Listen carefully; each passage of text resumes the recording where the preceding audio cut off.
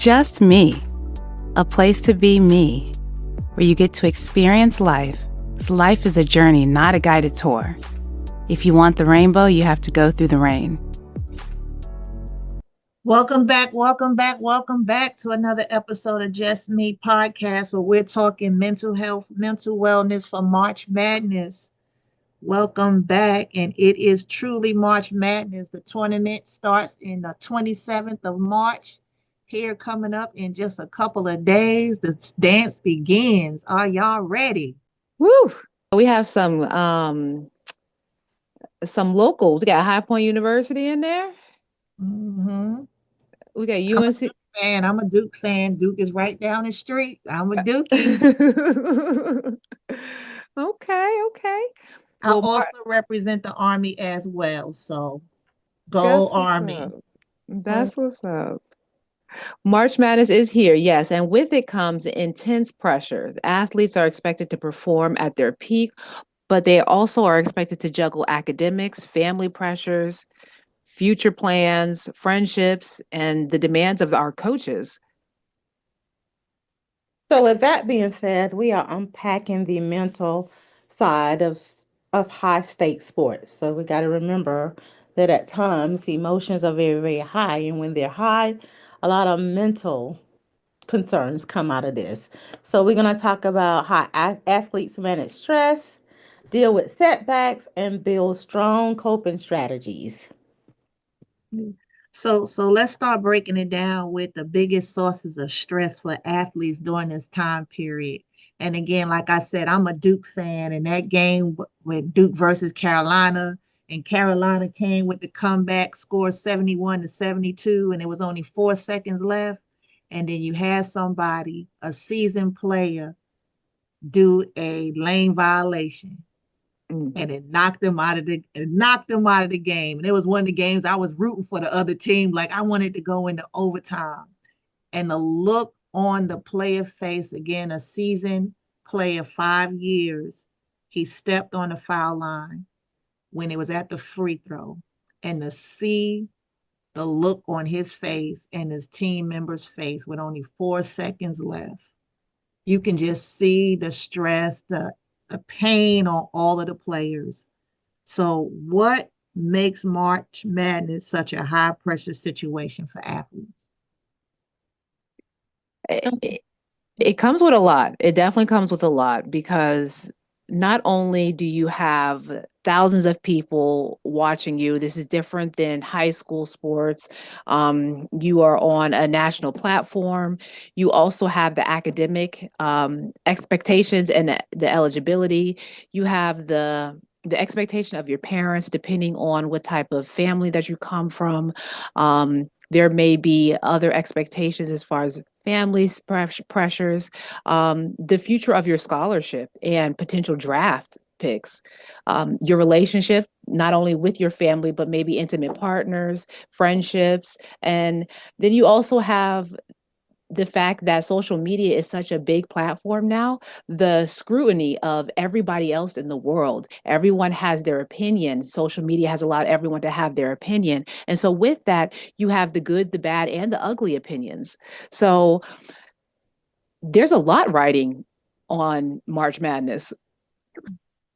So, with that saying, Sasha, what you expressed, the emotional burden is real as it relates to the athletes and all the things that they have to think about. And the main thing is the fear that they may have as it relates to letting their team members down. Mm. Or just think about you express social media, but look at everyone that's watching them. And if everyone is watching them as they perform, they don't want to fail in that type of spotlight because once again, people are watching everything you do in conjunction with as you express all the other things that may be going on with you mentally as you're trying to perform. Yeah. And you hit it right on the head, Serena, that mental health and the feelings. And again, if you can just picture that scene, I'll make sure it's added to, I'll post that clip of the last of them at the actual free throw line. Yeah. And then after um, the refs called the violation, again, it would actually tie the score. And to see some of the players just immediately like grab their heads, you can just see like the nonverbals, their whole bodies just sunk down. And then the look of disappointment that was on the person that did the that violated the lane, going back, and at the end of the game when they wind up losing by like 3 points, all he could do was just take his shirt and put it over his head. And again, imagine having to go home because they didn't know that took them really out of the tournament, and they were waiting for a judgment to come down to see if they can still actually make it into the tournament. And this is a high profile school. And a few days later, they get the word that they still get to make it to the dance. But imagine what they had to go through those few days, not being able to sleep. And again, the weight on that one player feeling that I failed the whole team. Anxiety and depression is like right around the corner, just knocking on the door very easily. Depending on how you cope with that stress. Mhm. Absolutely. Depending on, because it's one thing to acknowledge it as a mistake or a mess up, because we all have those. We all have those experiences. But it's another thing to have a mistake or a mess up on such a big platform.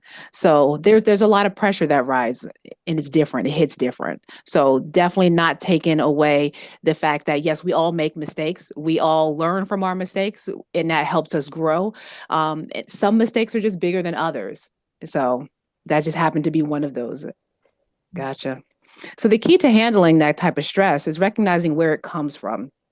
So a lot of our athletes, when athletes don't understand that they're stressors that come from different places, then we can develop unhealthy boundaries and unhealthy coping strategies to manage them. So really, let's take a look at where and how our stress even develops. Well, exactly. Instead of carrying the stress alone, just making sure that we understand that, first of all, we acknowledge that we do have this stress, but also seeking support. We need to understand, number one, that whether we're teammate, coach, or whatever type of professional we are, or just a person in the stand, we need support. We need to acknowledge that there are concerns where we're feeling a lot of emotions, but also recognize that seeking support is very, very helpful. And the more that we seek support, even as an athlete, as we're discussing now, it will help us as it relates to navigating through our thoughts. Sometimes we have a lot of irrational thoughts. Sometimes we're not kind to ourselves regarding our thoughts. And so having seeking that support can normalize our thought process, but also help us to really navigate through all those emotions that we have. Yeah, and I think too, even like as a player, you're good as long as when you're winning, like that feels good because you get on the team to win. But then when you lose or in a position to like we got again 1 minute left to the game and we down by 10, like does it get your mind out of the game? Are you present any longer? How do you handle the setback? Because at any game, somebody's gonna win and somebody's gonna lose. Even when it comes to a tie, like I mean, when I played, like a tie to me was just like a loss. It's like I need that plus one, as long as I win by one. But the tie, like that mean we could have been better because you want that distinction or separation. So how do athletes handle those type of setbacks mentally? How do you handle them? Well, for many, it kind of feels like their whole identity is tied into winning. Um, and a bad game can just make you feel like you're not good enough, which can be dangerous mentally. And so it's the perspective is looking at that mind shift switch. So instead of saying this is just my identity, I'm only as good as what I can produce. And that kind of goes into a lot of unhealthy thought processes that can create that anxiety. So if I continue to think about I am only as good as what I can produce, as far as on the court, as far as academically, as far as in the household, then when I don't have a good day, then that will send me into that unhealthy thought process of I'm not worth it because I didn't produce what I am as good as. So it's really the mind shift switch. You have to tell yourself, you have to have different self talk that is a little bit more positive and allows for flexibility. So instead of I am only as good as me winning something, I am able to make mistakes. Mistakes are helping me grow. Mistakes are helping me learn. I am learning and growing with this journey of life. Those are different than that very black and white thinking and statement. But with that being said, Sasha, one thing that they and we need to look at is that we're not doing this by ourselves. So when you're in a game, if you're looking at it as you as the individual that can make or break whatever game or whatever situation we in, that can cause a lot of self-doubt, anxiety, or even burnout, because you're looking at it more on an individual in an individual perspective, when we are a team, like we're all in this together. So we Mm. want to be mindful as it relates to how we look at winning and losing, and how this is a team, this is more of a team effort versus an individual effort. Because as I said before, when you look at it more of an individual effort, I think that's where a lot of the mental health concerns come into play, especially at the major loss or just making a mistake.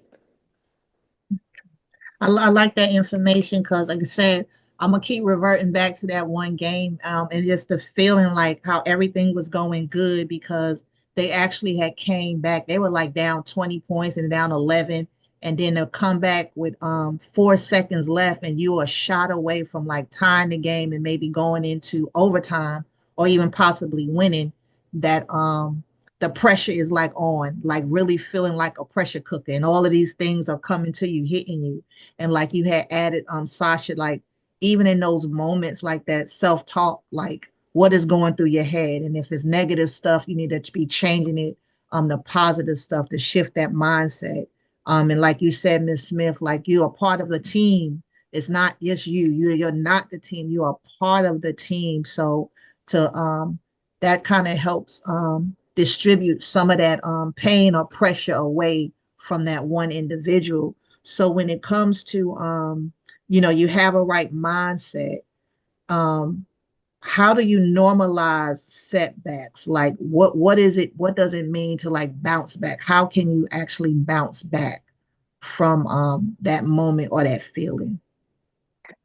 I think that one of the things that you can do, and outside of the court, working outside of working with athletes, I work with other college students, and it is encouraging them to look at that setback or that maybe not getting that good grade on a test as just some data. It's an opportunity to improve yourself. So we don't come out of the womb when we're born as this 110% person. We all are growing and evolving with the journey that we experience throughout life. So there are going to be setbacks that happen. There are going to be areas that we don't excel at, and we have to continue to practice. We have to continue to improve. So if we take that information and use it as data to see, okay, well, how can I do this differently? How can I improve in this opportunity? There was a statement that Duvall Ellis made on one of his shows, The Ellises. He said, I want to teach my son how to fail publicly so that it doesn't create lasting negative impressions for his self confidence. And while I don't comfortably embrace the word failure, because that has its own connotations, the message was good. Is that it's okay to not be good at everything. It's okay. It's okay to allow the public to see you, your family to see you, coaches to see you, friends to see you as areas of growing, opportunities of growing. You're human. And if you take that mindset and you allow that to lead your life, then the anxieties aren't as loud. The depression isn't as heavy. I mean, yeah. So basically, what you express, we are humans. So humans will make mistakes. So we need to, normalize setbacks. Acknowledge that setbacks are a part of life. Even elite people, they lose games. Hmm. What separates the best is how we bounce back. And as Sasha expressed, as it relates to the guy allowing his son to publicly, you know, have setbacks, that helps as it relates to you getting better. So you would not get caught up in your emotions where you stop doing things. And like I say, even the best athletes, they have setbacks, but they don't let those setbacks define them. They use the failure isn't final, like it's fuel for them. So to use it as a, I think like how you said, as a growing opportunity to see in those areas that you can grow in, and use that to help redefine or refine your approach to maybe the next game. And that could be hard if you have has set this foundation throughout your life, like in elementary school you did well as far as academics and performance in sports. In middle school you did well with academics, performance, and sports. In high school you did well with academics, performance, and sports. College you did well with academics, performance, and sports. And then when you get to that long journey called life and you get to adulthood, you begin to stumble and teeter because there's things that you haven't really acknowledged or come across yet. That's when your strength is really called to the pew, to the altar. So having a strong support system, because you cannot go in this journey of life alone. Having coaches, mentors, it doesn't have to be therapists. It could be really good friendships that are helping to propel you to that next opportunity of growth. And I know that we've been talking about March Madness and athletes. So between friends, mentors, coaches, family members, all of this can help athletes work through their emotions instead of keeping it all in as a failing mindset. And with all that we're saying, coaches, mentors, neighbors, all this lead us to the key part of mental resilience. Failures. It all lead us once again to mental resilience, and it also help as it relates to helping you with stress. So this is So what are some practical techniques that athletes can use to manage stress? So one thing that is it definitely hard to, it's easy to say, it's called breath work. Um, and it's very hard to do for some people who have allowed anxiety to kind of lead their life. So it's deep breathing exercises that lower stress hormones, can really help athletes refocus before the game and even after tough losses. Um, it sounds very simple, but when you are in the heat of everything, simple breath, simple breathe, inhale in, hold it, count to four, and then release through your mouth. Doing that and really concentrating on how the air goes in through your nose and out through your mouth for a minute can definitely help to lower that stress hormone, those stress hormones, and keep you and get you back to the present, the here and the now. and also having routines help us a lot.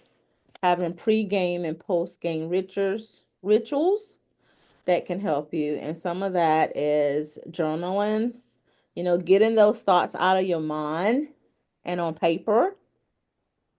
Also visualization, and visualization is using the five senses: what you see, also what you hear, feel, taste, and smell. That can help you as it relates to, as Sasha expressed, like bringing you back to the present. Looking at the trees, looking at the birds, And also mindfulness activities, and that's where the additional things I discussed just now, see, hear, feel, taste, and smell, that can help bring you back to the present, because what we find is a lot of times people have anxiety of the future or the unknown. And also remember that the present is all that we can control. And if you do all these things, it can help keep your emotions in check right here, right now. Because once again, this is all that we can control. And when we talk about recovery, we're also looking at sleep, like how much sleep that you're getting or not getting. We know how that affects us individually, whether we're on the court or off the court.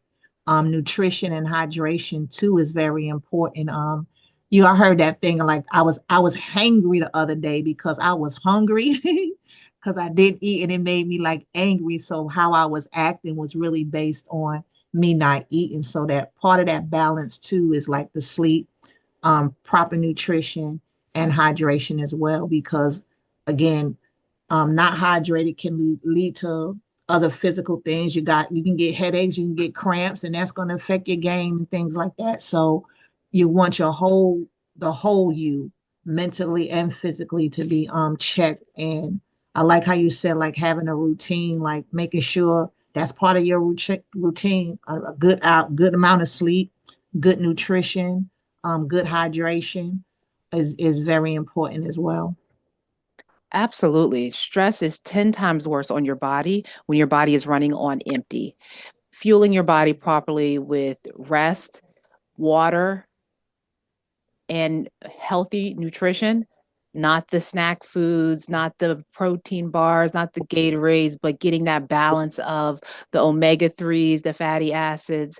Those are definitely going to be critical for helping your body to rebuild muscle and to manage those unhealthy cortisol levels.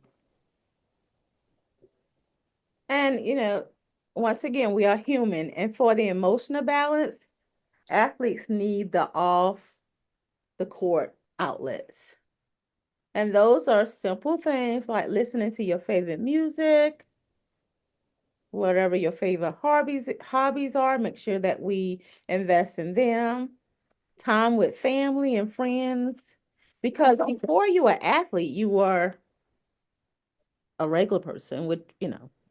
So we want you to connect back, connect with those roots, connect with people that knew you as John, not a Duke player. So make sure that you stay grounded with the people that knew you before you were the athlete, because that is what matters.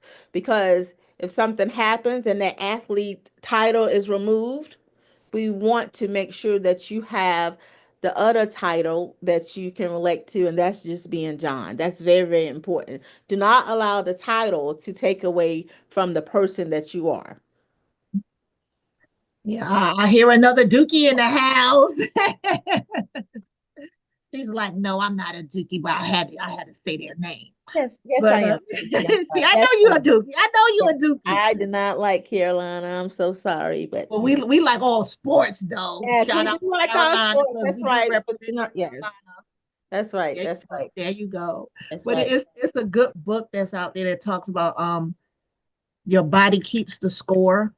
Okay. That is really really good, a good read, because managing stress isn't just about working hard, it's about working smarter. And athletes, just like you take care of your physical body, you need to take care of your mental wellness as well. It is very important, very very very important. Absolutely. And I think the biggest takeaway today is just understanding that coping looks different for everybody. We all experience stress differently. We all do experience stress, but we may experience it differently. And therefore, coping needs to look different for everybody. So, finding out what works best for you and to make it a part of your routine, your daily routine. This isn't self care, and coping isn't something that you can check off of a to do list and check in and check out. You have to make that a part of your lifestyle. So before we Oh, close, yeah. let's each of us share one piece of advice that we can give to athletes navigating this March Madness. So the advice that I would give would be give yourself grace. Give yourself grace and perform well at your best, but really give yourself grace. One game does not define you, and just know that. I would definitely have to say, speak up. If stress feels overwhelming, don't suffer alone. No one can read your minds. If you feel something, say something. Talk to someone, a coach, a mentor, a friend, a family member, someone who you can trust these feelings and these thoughts to. Because even if they don't have the answer, they can provide you with the support of someone who could have the answer or just a listening ear. And finally, take breaks. Something that we have learned in our profession is called SOS. That means slow down, orient yourself, and do a self check. Stepping away when needed can actually improve performance and overall well being. Well, this was a good talk, and all I would like to say is get ready for the dance, whether your team is in it or not. Get your clothes ready, get your shirts ready, get all your gear to support somebody's team. The dance starts on the 27th of March. I'm gonna be there because Duke is gonna be there. So, but thank you, and we look forward to continue this conversation on next week, when we actually begin the week of the dance. So see you at the dance. Hey, thank you so much for checking in with us. And if you're looking to get more support with mental health wellness tips, please follow us at Just Me Podcast Therapy. And we look forward to seeing you and hearing you next time. Until next time, take care of yourself so that we can all take care of each other, guys. Thank you so much for listening to Just Me Therapy Podcast. If you are seeking further one-on-one diagnoses, interventions, and treatment plans, please consider scheduling an appointment with an individual counselor at Journeys Counseling Center, located in Greensboro, North Carolina.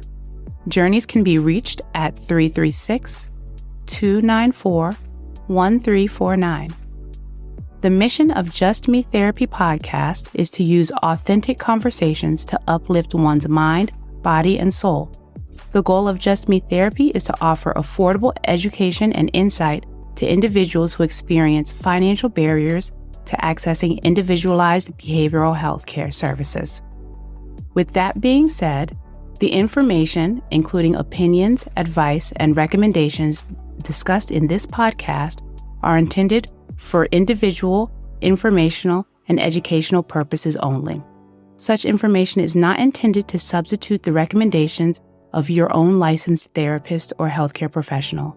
Although we are licensed behavioral health professionals, we are not your licensed behavioral health professional.